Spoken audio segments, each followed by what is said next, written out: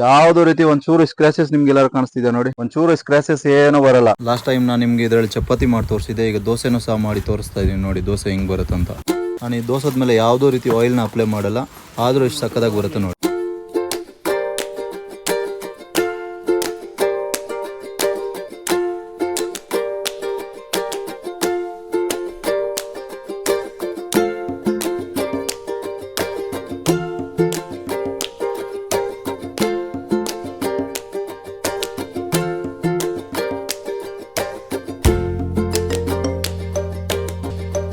Taste ಅಂತ ಸಕ್ಕದಾಗಿದೆ.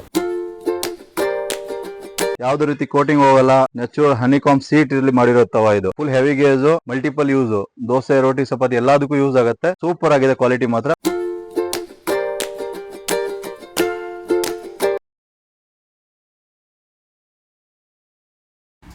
ಅದು same ಹನಿಕಾಮ್ನಲ್ಲಿ ಕಡಾಯಿ ಮತ್ತು ಫ್ರೈ ಪ್ಯಾನ್ ಸಹ ಅವೈಲೇಬಲ್ ಇದೆ.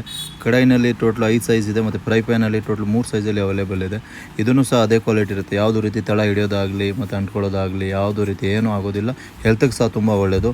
ಈ ಬಾಣಲೆನ ನೀವು ಒಂದ್ಸಲ ಯೂಸ್ ಮಾಡಿ ನೋಡಿ, ತುಂಬ ಚೆನ್ನಾಗಿದೆ.